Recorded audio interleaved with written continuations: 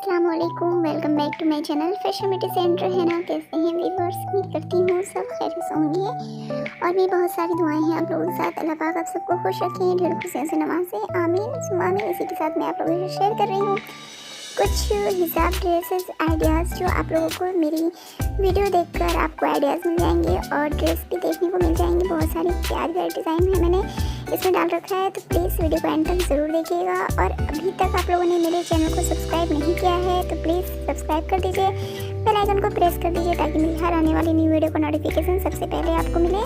और लाइक कर दीजिए, अपने दोस्तों में शेयर कर दीजिए, कमेंट में मेरा राय का इज़हार ज़रूर कीजिएगा। नेक्स्ट वीडियो में फिर मिलेंगे।